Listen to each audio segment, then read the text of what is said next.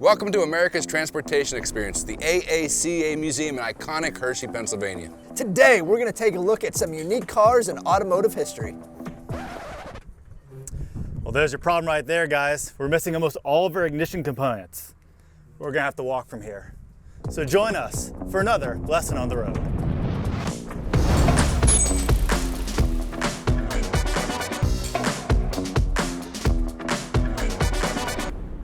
Welcome to the AACA Museum here in Hershey, Pennsylvania.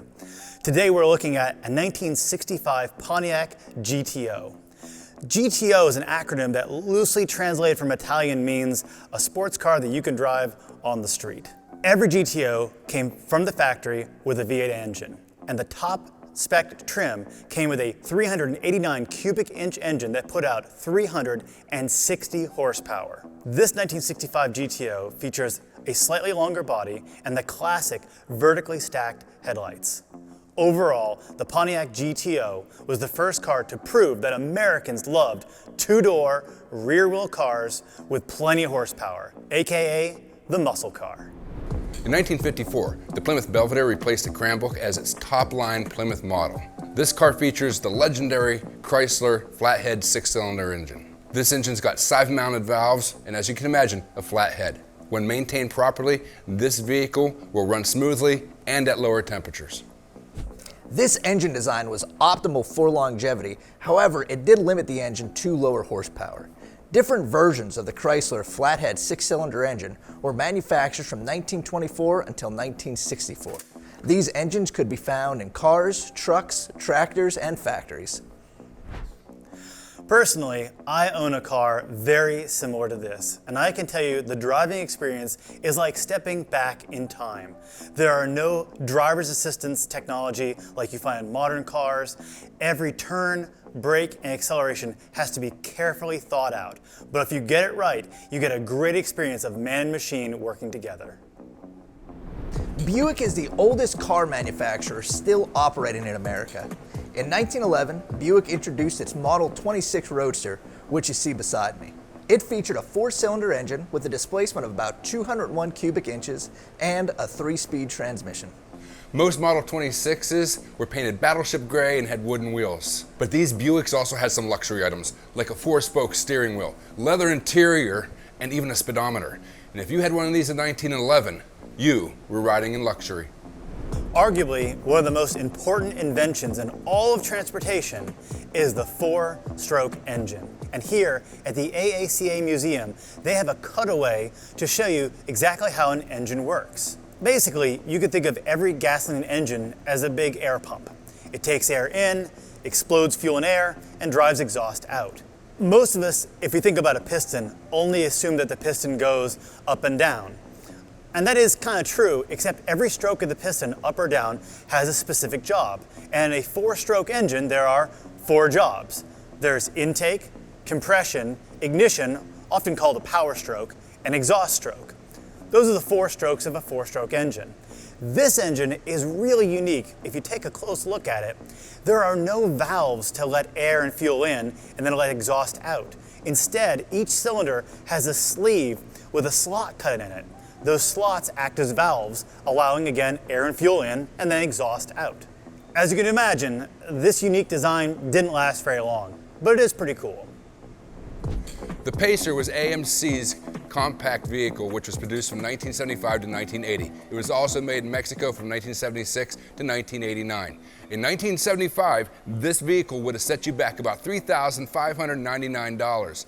However, that equates today to approximately $21,000. The Pacer has this really unique jelly bean style that makes it look more aerodynamic and more spacious. Its 95 horsepower, 6-cylinder engine was a breath of fresh air, considering that Detroit at the time was still rolling out gas-guzzling vehicles.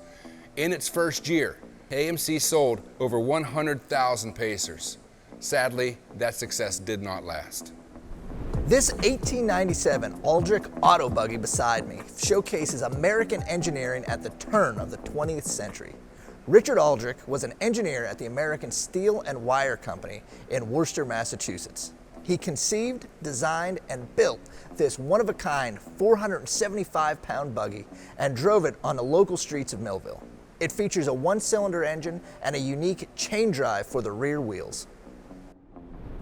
Well, we just checked out some amazing cars, and more are on the way, but we have to pause our video to talk about our sponsor. Bobblehead George is completely stoked to partner with Rockmill Industries out of Mechanicsburg, Pennsylvania.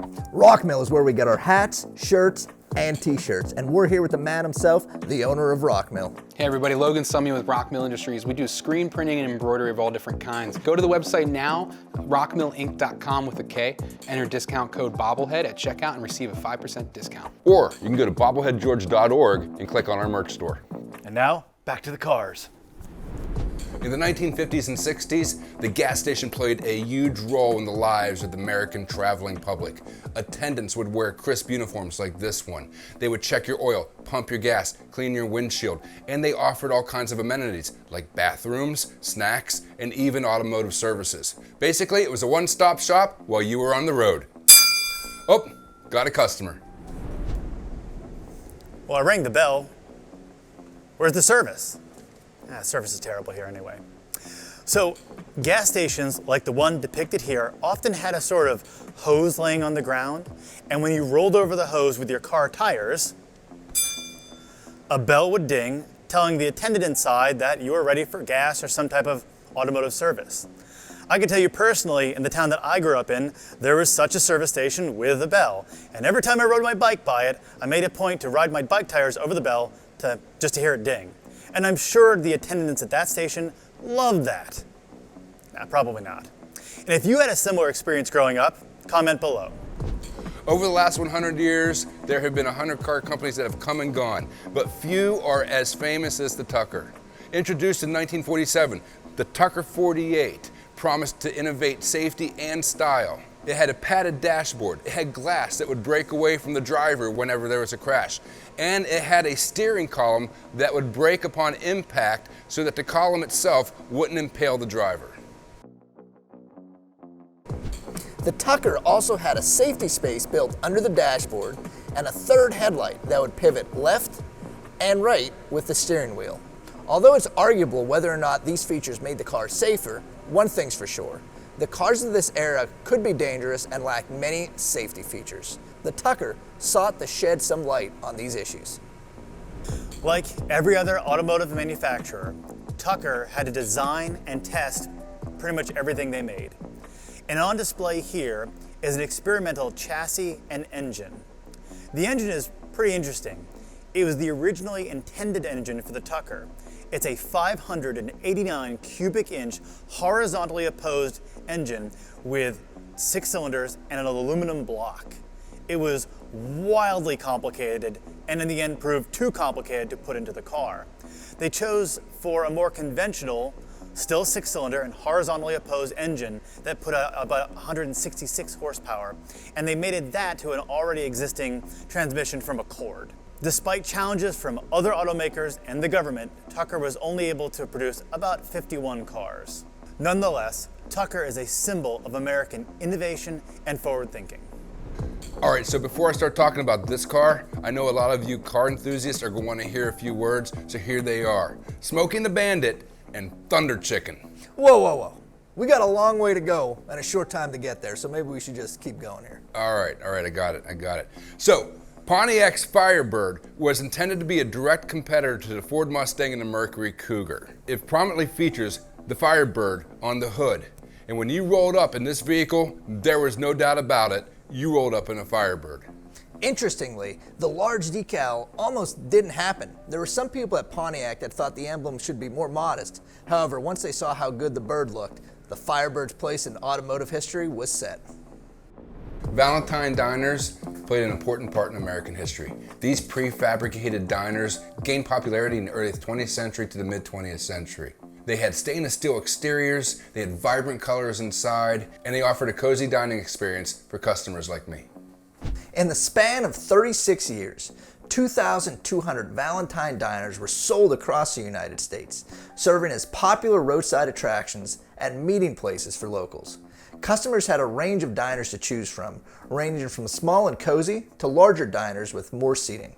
Each diner included kitchen essentials, a seating area, and a restroom. So this particular diner here cost $3,000 in 1949.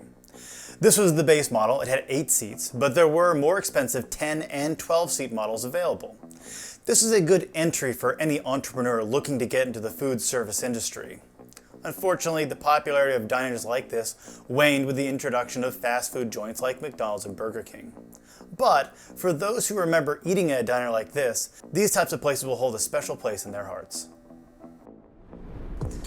Thank you for joining us for another lesson on the road. So next time you're out and about in Hershey and you're looking for something to do that's just a little bit historical, A bit scientific, And just all around nerdy. come check out the AACA Museum and everything this iconic town has to offer. That's Mr. Graham. that's Mr. Gimbi, That's Mr. Raymond. and we'll see you later. I wonder if they'll let us drive the Kissmobile. I got shotgun. That thing is sweet.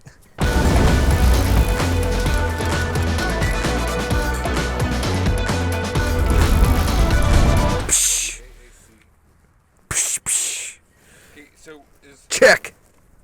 black? Check 1, 2. I gotta go That was a back. lot slower than I thought. We got to slow down. And everything else that this iconic town has to offer. That's Mr. Brown. That is Oh Mr. my Gimbi. Lord. Mr. Brown. Is that Mr. Pink and Mr. Green? Keep rolling. Keep it rolling. Keep Okay, rolling. How about we do the outro over here? Yeah. Keep rolling. Keep rolling. Keep rolling. Okay. Yeah, sure, yeah.